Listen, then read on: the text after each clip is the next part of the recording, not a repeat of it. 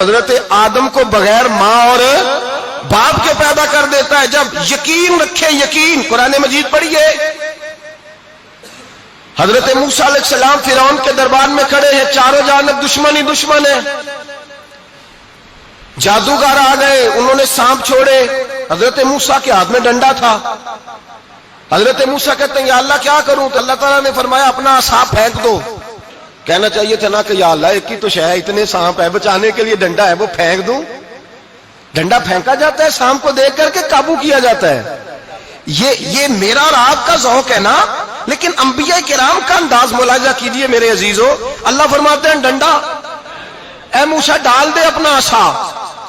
پہلے نہیں فرمایا کہ سانپ بن جائے گا, فرمایا بس تو ڈال دے. میں اور آپ ہوتے ہیں تو سامنے ہے, ڈنڈا ہاتھ میں ہے, ہم کہیں گے عجیب بات ہے, یہی تو دفاع کی چیز ہے, اسی کو ڈال دوں تو بچوں گا کیسے؟ کہا ڈال دو. تو حضرت موسیٰ نے ڈال دیا. کہا میرے رب کا حکم ہے تو میرے لیے بہتر ہی ہوگا.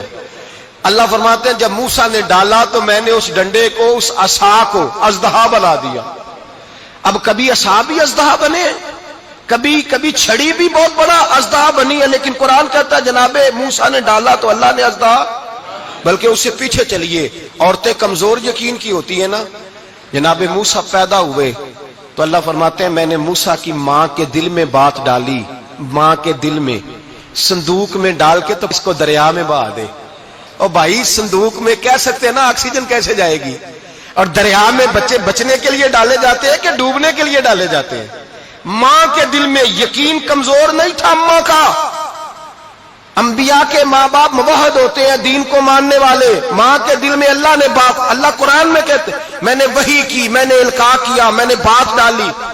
حضرت موسیٰ کی ماں کہتی ہے میں نے ڈال کے نا سمندر میں بیٹا, میں نے سمندر میں بیٹا ڈال کے صندوق میں بند کر کے رب کے حوالے کیا. آپ فرماتے ہیں میرے مالک کا بھروسہ کیا تو پھر میرے مالک کا کام دیکھو, کمال دیکھو. میں نے دریا میں ڈالا, اللہ نے فرعون کے گھر میں میرے بیٹے کی پرورش کرا دی. یہ یقین کہ حضرت موسیٰ کے پاس قوم آئی, قرآن پڑھیے. کہا جناب پانی چاہیے. وَإِذِ اسْتَسْقَىٰ مُوسَىٰ لِقَوْمِهِ, موسیٰ نے اپنی قوم کے لیے پانی مانگا. ہم نے کہا فَانْفَجَرَتْ مِنْهُ اثْنَتَا عَشَرَةَ عَيْنًا, اپنا ڈنڈا پتھر پہ مارو. عقل والا آدمی ہوتا تو اڑ جاتا, کہتا یا اللہ پتھروں سے بھی کبھی پانی نکلا ہے. اضرب بعصاک الحجر, مارو پتھر پہ ڈنڈا. اللہ کے نبی نے منٹ نہیں لگایا, ٹھا کر کے ڈنڈا لگایا.